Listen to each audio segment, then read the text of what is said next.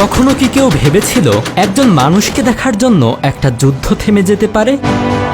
সেই অভাবনীয় ঘটনাটি ঘটেছিল নাইজেরিয়াতে।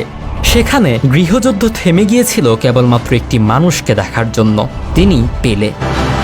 যখন মনে হচ্ছিল এ যুদ্ধ থামবার নয়, সব ধ্বংস করে তবে শেষ হবে, ঠিক তখনই আলোকবর্তিতা হাতে হাজির এক দূত থামিয়ে দেন গৃহযুদ্ধ। তাকে এক নজর দেখার জন্য সব যুদ্ধ ফেলে একত্রিত হয় নাইজেরিয়ার মানুষ। কিভাবে এটি সম্ভব করেছিলেন পেলে? ভারতের ক্ষেত্রে ক্রিকেট যেমনটা ধর্মের মতন, ব্রাজিলের জন্য ফুটবল ঠিক তাই।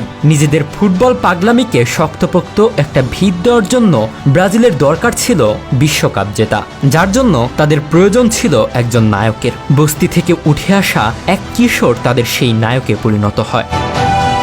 1958 বিশ্বকাপ জেতানোর পর আরও 2টি বিশ্বকাপ সে জেতায় ব্রাজিলকে। মেসি, ক্রিস্টিয়ানো রোনালদোদের আগে ছিলেন জিদান, রোনালদো নাজারিও, রোনালদিনহোরা। তাদেরও আগে ছিলেন দিয়েগো ম্যারাডোনা, ইয়োহান ক্রুইফরা। আর তাদের সবার আগে ছিলেন আরেকজন, এডসন আরান্তেস নাসিমেন্তো, যাকে সবাই চেনে পেলে নামে। পেলে ইতিহাসের একমাত্র খেলোয়াড় যিনি 3টি বিশ্বকাপ জিতেছেন। এই রেকর্ড সুদূর ভবিষ্যতে ভাঙার খুব একটা সুযোগ নেই। পেলেকে নিয়ে অনেক গল্পই প্রচলিত আছে, যার বেশিরভাগই সত্যি। যেমন আমেরিকার একসময়ের প্রেসিডেন্ট রোনাল্ড রিগানের সঙ্গে পেলের প্রথম সাক্ষাতের মুহূর্তের কথাই ধরা যাক। রিগান পেলের হাত ঝাঁকিয়ে নিজের পরিচয় দিয়ে বলেছিলেন, আমি রোনাল্ড রিগান, আমেরিকার প্রেসিডেন্ট। আপনার পরিচয় দেওয়ার প্রয়োজন নেই, সবাই জানে আপনি পেলে। নিজের ক্যারিয়ারে 786 ম্যাচ খেলে 757টি গোল করেছেন পেলে।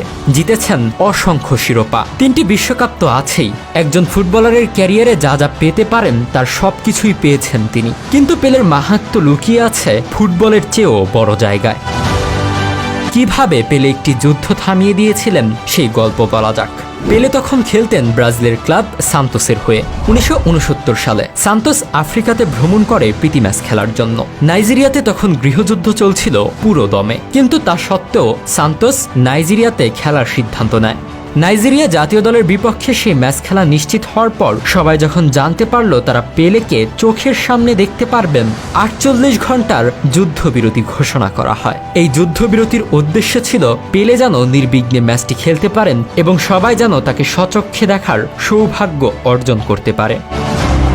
পেলের এক সতীর্থ লিমা বলেন, লোকজন নিজেদের মাথায় করে চেয়ার নিয়ে এসেছিল যেন তারা পেলেকে দেখতে পারে।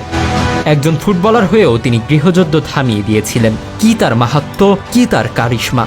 পেলেকে যীশু খ্রিস্টের সঙ্গে তুলনা দেওয়া হতো। এ নিয়ে পেলে মজা করে বলেছিলেন, পৃথিবীতে এমন অনেক জায়গা আছে যেখানে যীশু খ্রিস্টকে খুব বেশি মানুষ চেনে না। পেলেই প্রথম মানুষ যিনি ফুটবলকে সুন্দরতম খেলা হিসেবে আখ্যায়িত করেছিলেন। কারণ ফুটবল শুধুমাত্র মাঠের খেলাতেই সীমাবদ্ধ নয়। ফুটবল জাত, ধর্ম, বর্ণ, অর্থ সব কিছুকে ছাপিয়ে যাওয়ার ক্ষমতা রাখে। এমনকি যুদ্ধ থামিয়ে দিতে পারে ফুটবল, ঠিক যেমনটা করেছিলেন পেলে। আমাদের ভিডিওগুলো মাহমুদুল হাসান নীরব দেখছেন ব্রাহ্মণবাড়িয়া থেকে, নারায়ণগঞ্জ থেকে দেখছেন খায়রুল ইসলাম, সৌদি আরব থেকে দেখছেন মোহাম্মদ মোশাররফ হোসেন, বগুড়া থেকে দেখছেন আব্দুস সোবাহান এবং লিটন সাহেব দেখছেন কুষ্টিয়া ভেড়ামারা থেকে। আপনি কোথা থেকে দেখছেন তা জানিয়ে দিন কমেন্ট বক্সে।